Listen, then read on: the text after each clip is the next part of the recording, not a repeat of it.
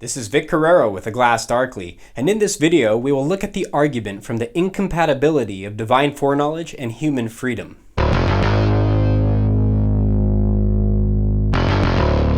If God foreknows the future, including every choice we will ever make, then are we really free? How can we make genuine choices if they are already known by God from eternity past? Well, in reflecting upon this question, many non-theists have argued that human freedom is incompatible with divine foreknowledge, that a person cannot choose to perform an action other than what God already foreknows, and thus all events, including our actions, are eternally and unalterably set in stone, fated to occur by virtue of God's omniscience. So, what can be said in response to this argument? Well, very rarely will you hear an actual argument for the conclusion that human freedom is incompatible with divine foreknowledge. Typically, the conclusion is simply repeated with great conviction as though it's self-evident, like arguing for the roundness of a circle. But there have been arguments developed by various philosopher types over the years, and the general gist of the argument is that if God foreknows something will happen, then it must happen. It cannot happen any other way, otherwise God never foreknew it.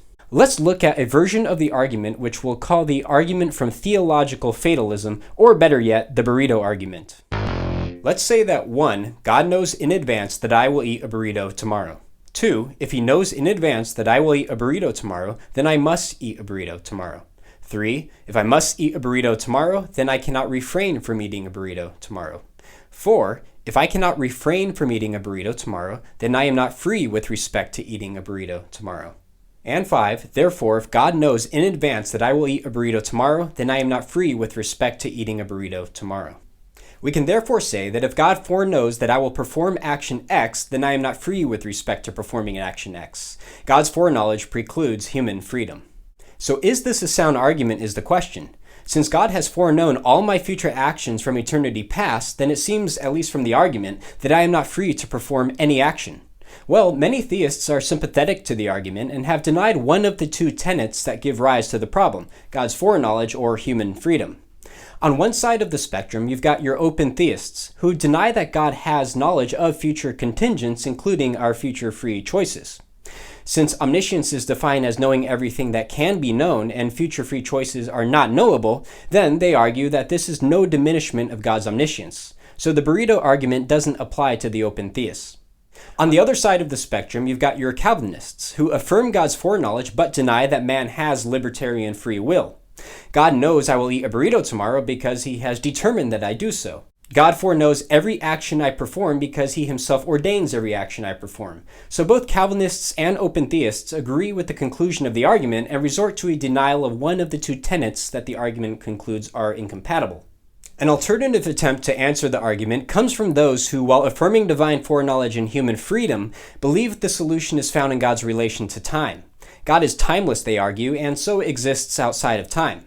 Because God is not a temporal being, all events, past, present, and future, are equally real to God. God does not foreknow anything, he simply knows things. He perceives events as they occur, even though we've yet to catch up with the events and experience them for ourselves. While this is a popular view and may seem appealing at first glance, it creates more problems than it solves.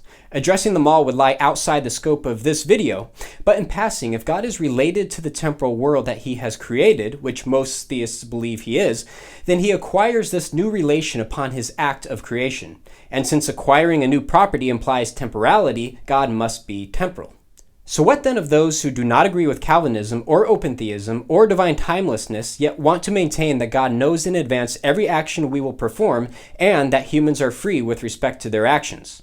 There are two things to consider. 1, the fatalist argument actually has nothing to do with God at all, and 2, the argument turns out to be logically fallacious. Let's look at that first point. It's been pointed out by philosophers that the argument from theological fatalism is really just a repackaging of the old logical fatalist argument formulated by Aristotle thousands of years ago. Logical fatalism is this idea that whatever will be, must be. Whatever happens, happens necessarily. And this is inferred by the truth content of future tensed propositions, regardless of whether these propositions are known by an agent or not. Take the proposition, I will eat a burrito tomorrow. According to the principle of bivalence, this proposition is either true or false. If it is true, then how can I refrain from enjoying a burrito? If I refrain, then it wouldn't be true. If the proposition is false, then how can I choose to eat a burrito? If I did, it wouldn't be false. And since it must either be true or false, then it seems I am bound to the truth or falsity of this proposition. I have no choice to do otherwise. Now notice that adding God to the formula doesn't change anything. That an agent knows these future tense propositions is irrelevant. It's the truth content of the propositions, not the knowledge of them, that commits us to fatalism. So is logical fatalism true? I think it's almost obvious that it isn't. For one, to think that abstract, future tense propositions somehow constrain my ability to choose is quite absurd. Propositions have no causal relation in the world and do not constrain anything. Something therefore must be wrong here. And herein lies the fallacy. It confuses what will happen with what must happen. Just because something will be the case, it does not mean that it must be the case. Let's go back to the burrito argument and give it a closer look. Notice the second premise of the argument. If God knew in advance that I will eat a burrito tomorrow, then I must eat a burrito tomorrow. This is where we see the fallacy. It sneaks in the necessity of an action from the certainty of the action. That X is certain to occur does not mean that it occurs necessarily. The fatalist argument can be summarized like this. Necessarily, if God foreknows X, then X will happen. God foreknows X, therefore, necessarily, X will happen. This conclusion does not follow from the premises. There is an illicit transfer of necessity from the first premise, which concerns God's knowledge, to the conclusion, which concerns the action. Just because it is necessarily true that if God foreknows X, then X will happen, it does not follow that X will happen necessarily. Let's look at an example by the philosopher Alvin Plantinga that makes this a bit more clear. Necessarily, if Jones is a bachelor, then Jones is unmarried. Jones is a bachelor, therefore, necessarily, Jones is unmarried. While it's necessarily true that if Jones is a bachelor, then Jones is unmarried, for that's just what it means to be a bachelor, it's not necessarily true that Jones is unmarried. It's certainly possible that Jones had gotten married, say to a sweet gal from Illinois, in which case he wouldn't be a bachelor. So here's what a valid form of the argument looks like. Necessarily, if God foreknows X, then X will happen. God foreknows X, therefore X will happen. Notice that X does not happen necessarily. That is, it's not true that it must happen, only that it will happen. Certainty is a property of a person, necessity is a property of a proposition.